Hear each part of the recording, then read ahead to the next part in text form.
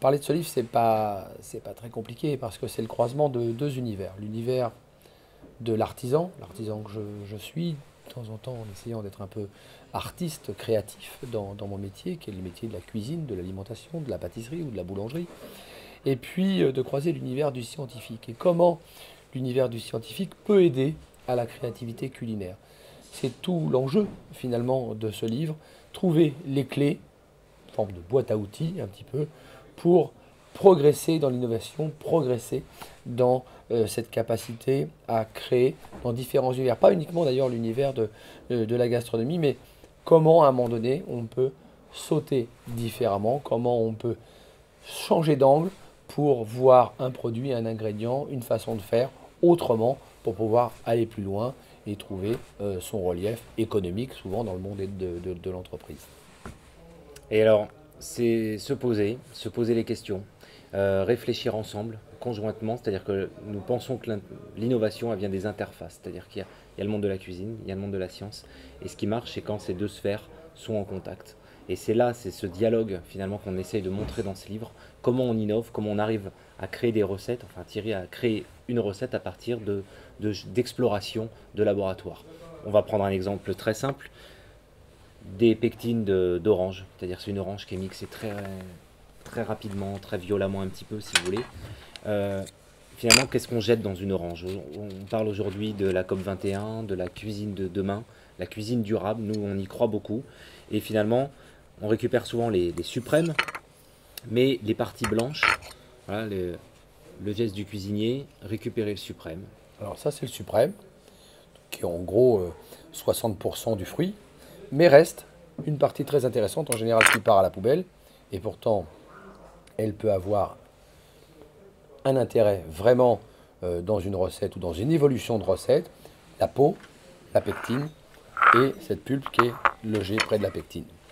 Donc si on prend un petit peu, on prend cette orange et on prend tout, on ne jette plus rien sauf les pépins. Et finalement, on récupère un sirop d'orange avec le sucre uniquement de cette orange. On va verser dessus une cuillère d'eau riche en calcium. Voilà. Et Alors, évidemment, quand Raphaël, lui, scientifique, me propose ce type de produit, moi je vois immédiatement une possibilité, sans sucre ajouté. Voilà une confiture ou une gelée de fruits qui peut être servie à un diabétique, qui peut réduire considérablement aussi les calories dans mes gâteaux, le nappage d'une tarte, etc., etc. Là, ça me donne tout un champ d'application lié au monde de la gastronomie. Et mieux encore, ça me permet de préserver le goût. Saveur, jeu de texture et température, plaisir gustatif, on est vraiment dans l'axe plaisir, bien-être et santé. Et de m'apercevoir qu'il y a quelques années, je jetais 20% de revenus, argent, potentiel avec ce fruit. Innover, c'est aussi avoir potentiellement la capacité à donner d'une façon différente de la valeur ajoutée à des produits. Innover, c'est ça, c'est aussi enrichir une entreprise et enrichir un petit peu la connaissance de l'autre. donc pour ça, il faut explorer, chercher, noter dans des cahiers, prendre vraiment, avoir cette démarche scientifique, ce dialogue permanent entre science et cuisine. C'est tout ça qu'on montre dans ce livre. Comment on arrive à ça aujourd'hui. Et surtout, à partir de là, on a mis le point sur quelque chose qui va nous permettre à nouveau d'explorer 10 pistes. Voilà, on parle de nappage, on va aller regarder tout ça. Et là encore, on va rebondir comme ça et on va explorer. Et c'est tout ça qu'on a voulu raconter dans ce bouquin. C'est au quotidien, finalement, comment on travaille tous les deux. Cette passion commune pour la texture, pour la matière et pour la gourmandise aussi. Mais avec cette notion de j'essaye de comprendre ce que je fais pour Oui. aller plus loin et pour aller surtout différemment. Voilà. Et surtout, au-delà d'aller différemment, c'est de se dire il n'y a pas de conflit sérieux entre tradition et innovation. On confond souvent tradition, convention d'une époque, avec quelque chose qui serait figé dans le temps. Eh bien, la confiture d'orange de mon arrière-grand-mère, probablement, c'était 1 kilo d'orange avec 1 kilo de sucre. Aujourd'hui, on se dit, eh bien, je fais une confiture d'orange, vous venez de le voir, avec 0 sucre. Je m'appuie sur le sucre résiduel du fruit. Voilà une innovation qui est extrêmement intéressante pour le plaisir de la dégustation, mais aussi pour la santé de consommateur. Et ce que nous défendons aussi avec Raphaël, c'est cette idée du cerveau collectif, c'est-à-dire réfléchissons ensemble, et comme il vient de l'évoquer, à l'interface. Comment les uns avec les autres, on peut améliorer un certain nombre de choses sur cette planète ou améliorer un certain nombre de choses en créativité d'entreprise. Quand Raphaël me donne ça, ce qui me paraît quelque chose de saugrenu, il ne peut pas vous l'expliquer, mais il a simplement centrifugé de l'eau de tomate. Et il m'explique ce qu'il y a dedans. Produit totalement naturel. Tomate complètement biologique. Eh bien moi, là, j'y vois 3 recettes possibles. Et une évolution de cuisine possible. Et c'est tout ça, c'est qu'à un moment donné, quand les mondes se rencontrent, quand le monde ne fonctionne plus en mode silo, et qu'au contraire il fusionne, eh bien on devient beaucoup plus créatif. Donc il faut s'ouvrir aux autres. C'est aussi un message dans ce livre, c'est de s'ouvrir aux autres et à la connaissance de l'autre pour avancer. Et ça, on a souvent montré la curiosité du doigt dans le propre enseignement de nos enfants. Au contraire, il faut être curieux de l'autre et pas avoir peur de l'autre. Au contraire, d'aller chercher un peu ce qu'il a d'intéressant, et lui verra en vous ce qui est quelque chose d'intéressant. Quand un boulanger rencontre un ingénieur de l'agro, il peut l'aider à développer son artisanat. Ça, c'est intéressant. Pour le cuisinier, c'est la même chose. Mais si on se fige dans l'étau de conflit entre tradition et innovation, ou conflit entre ceux qui pensent qu'ils seraient à l'université, les artisans, et une masse laborieuse, ça ne fonctionne pas. Il faut que ces mondes se rencontrent pour évoluer.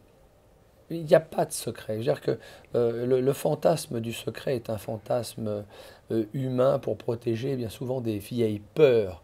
Nous n'avons pas de peur, nous croyons au présent pour regarder l'avenir en face. On dirait le général Lott, calme, avant et droit. Donc on n'a pas de secret. Les secrets sont faits pour être découverts.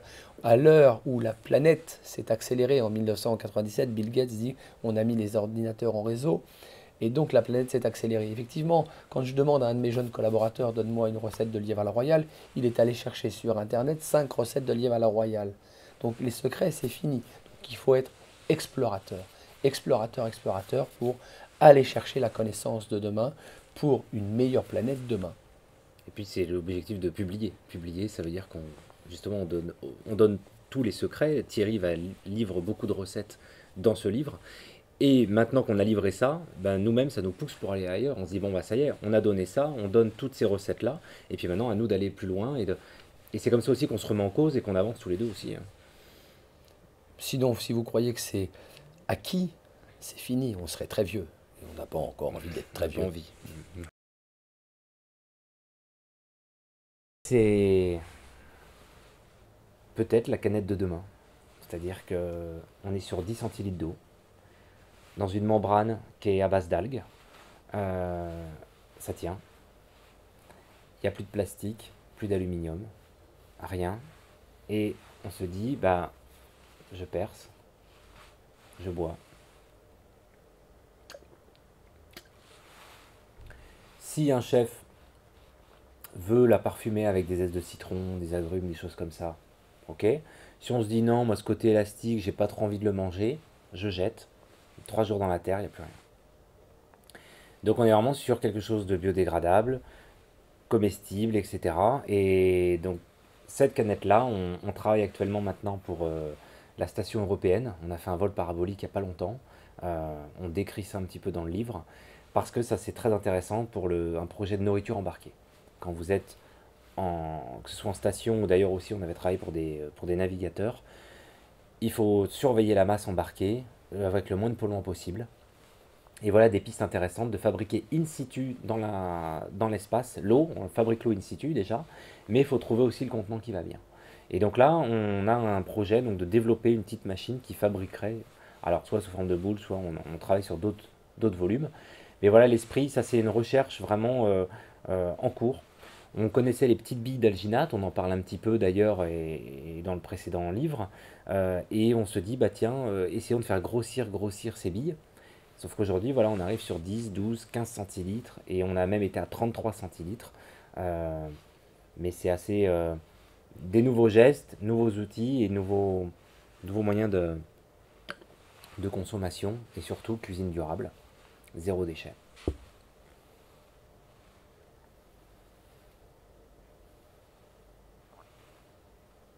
Voilà le premier gâteau, à ma connaissance, qui a été cuit sous vide. Mais, c'est-à-dire, on imagine le four de demain, On se dit thermostat 7, ok, thermostat 8, mais est-ce qu'on ne pourrait pas aspirer pendant qu'on cuit? Et donc, si on aspire, on va dilater les bulles de gaz. Dans un gâteau, vous mettez de la levure chimique. La levure chimique, ok, ça fait des bulles de gaz. Bah là, on se dit, est-ce qu'on ne peut pas aller plus loin et faire des bulles plus grosses? Voire même enlever la levure chimique. Et simplement par des jeux de pression et de décompression, créer des bulles de gaz à l'intérieur. Et là, vous voyez quand même un gâteau ultra moelleux. Là, on est sur, je sais pas, il y a quoi? On est sur 30 grammes là. Il n'y a que 30 grammes. Et on va presque en transparence, mais on pourrait dire on peut couper maintenant en tranches fines, sécher, et on va faire la biscotte de demain qui sera ultra alvéolée, ultra légère, ultra croustillante. Nouvelle toast. Pour imbiber un gâteau, ça c'est une base de Savarin. On sent bien que ça va être une vraie éponge. Donc c'est génial. Et là, on va pouvoir créer des nouvelles choses, quoi.